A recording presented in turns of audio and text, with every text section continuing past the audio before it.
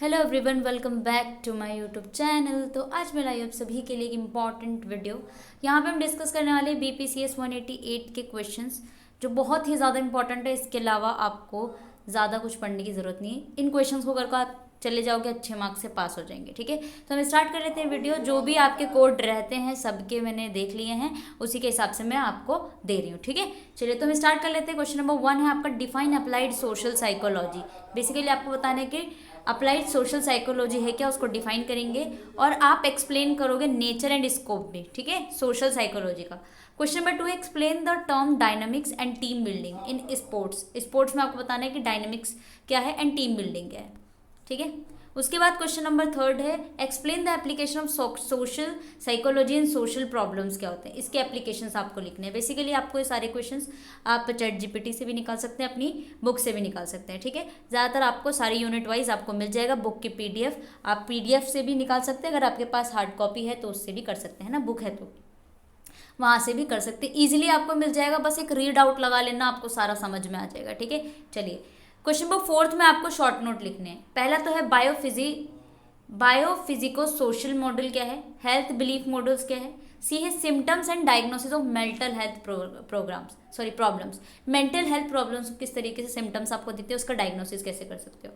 Violence in schools, ठीक है। Social problems with reference to India क्या है, स्ट्रेस क्या है। स्ट्रेस तो आप अच्छे से, क्योंकि हर कोई आजकल तो पता ही है स्ट्रेस क्या है। ठीक है, differentiate between attitude, opinion and believe.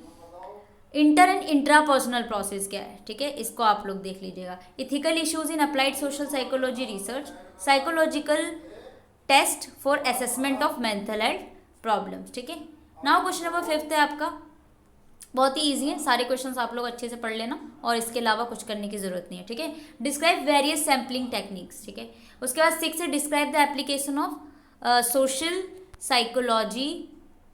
Psychological in work setting and health and wellbeing. ठीक है, हेल्थ में क्या है इनका एप्लीकेशन, जो सोशल साइकोलॉजी है, एंड आपके वर्क प्लेस पे क्या है। क्वेश्चन 7 है आपका, इल्यूसिडेट the various nature of group and group process क्या होते हैं। ठीक है, ग्रुप एंड ग्रुप प्रोसेस क्या है। Explain cognitive dissonance theory and discuss its application. Question number 9 है, discuss the treatment and prevention of mental health problems. क्या क्या ट्रीटमेंट है, क्या क्या प्रिवेंशन आप कर सकते हो, है ना। डिफाइन एटीट्यूड क्या है, एक्सप्लेन करना है structure and function of attitude.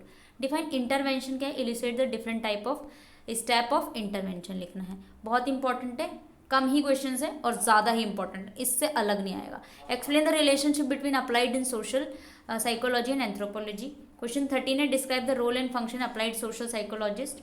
Question 14 है आपका, explain different type of probability sampling क्या होती है। ठीक है, 15 है आपका, explain the meditational process of social learning theory.